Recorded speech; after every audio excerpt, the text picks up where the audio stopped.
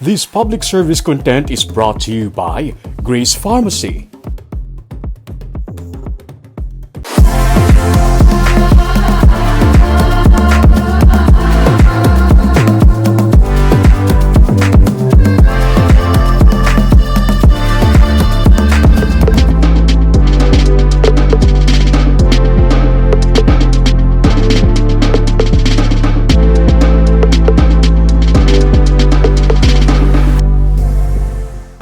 How do you love your hair?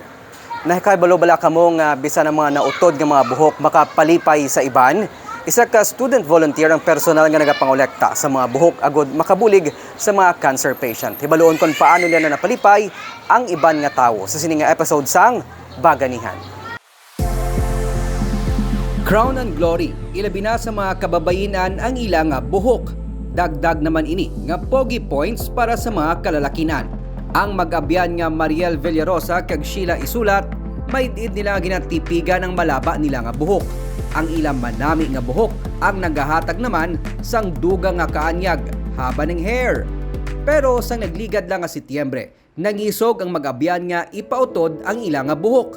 Istorya sang third year liberal arts communication student kasi Mariel, gin-require sila sa isa nila ka mga subject sa kolehiyo nga maghimo sang proyekto nga makabulig sa komunidad ukon magbulig pinaagi sa pag-volunteer. Dito man da nagsugod ang second semester I think or first semester sang classes, and super proud gid ko na to share sa mga class ko nga na-donate ang rason nga utbo ko subong kay nag-donate ko mga muna tap. Nakita naman sadto ni Mariel ang social media post sadto sang iabyan nga si Thea Curl Gialon nga nagapanawagan sang hair donor para sa hair donation drive.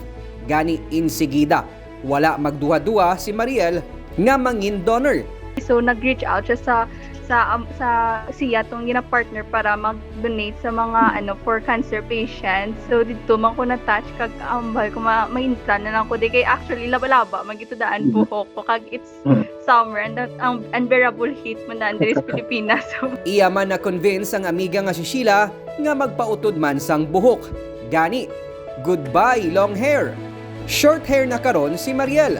wala, no regrets kaya pagunting ko to, no regrets. Damo actually nagambal sa akong kanugon since damo na miyan sa buhok mga laba kag itong padaan kag super healthy to actually nga buhok since especially gid sa mga sa mga hair donation drive ang ginapangita gid nila bilang ang mga buhok ang do wala gid masyado natandog sa like ging dye wala mga muna, so proud mo kung na-donate ko gid to.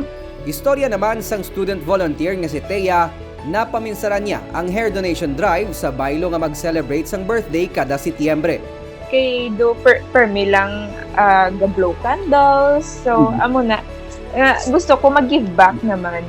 Sang tion sang lockdown si Thea ang personal nga nagakadto sa mga balay sang iya mga donor kag nagamit up sa iban pa agod matipon ang mga buhok nga iya ginapadala sa Hair for Hope, isa ka partnership program upod man sa Makati Medical Center kag iban pa nga organization nga nagahatag sang libre nga wig sa mga cancer patient. So kabaluman ko nga ang sa mga cancer patients do kitungod amo na ilang nga condition and may ang hair loss sila. So amo ni ang ako nga project maka-help sila maka-build confidence nga bisan amo ng ilang situation ma-feel empowered man sila gyapon. Sang ginsuguran ni Thea ang donation drive, may 13 kaset sa nakolekta niya nga buhok. Tubtob nga nakalabot na sa 43 ang mga hair donation nga iya nabaton sa iya pagsaulog sang kaadlawan sang nagligad nga tuig. Panumdum ko man that time kay do worry bala ang mga tao. Actually gina-pick up ko gid sang first year ko. Do ako gid ang ga-pick up sila nga mga balay. Pero kay ang mga tao hindi man gusto bagwa. Kay mag-meet up mga isa duwa lang guro na meet up ko sang first year ko kay do peak sang pandemic to. Sa Setyembre, liwat nga maga-celebrate sang birthday si Thea. Gani subong ginatigana niya na ang iya buhok nga pwede i-donate. Ginakinahanglan abi nga lapaw sa 12 inches ang buhok nga pwede i-donate sa foundation. Sa mga nag-donate na, thank you. Pero sa mga willing pa mag-donate, so makabulig ni siya sa mga cancer patients, especially sa mga patients nga kalbo na tungod sa ilang treatment nga gina-undergo. So, even though kabalo ko nga crowning glory ta ni aton mga buhok, pero makabulig gini sa ila, and Bisan wala sang anuman nga balik ang ginahimo nga hair donation drive ni Thea, malipayon siya sa pagkilala kag pagpasalamat sang Hair for Hope.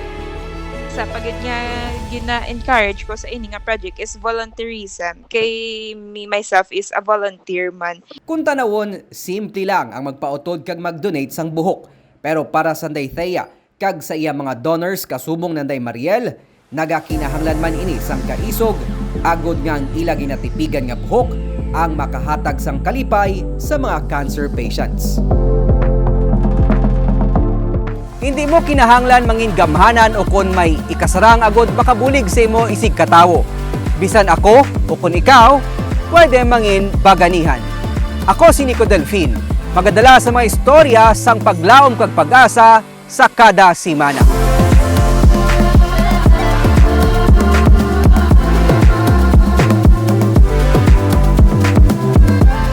This public service content was brought to you by Grace Pharmacy.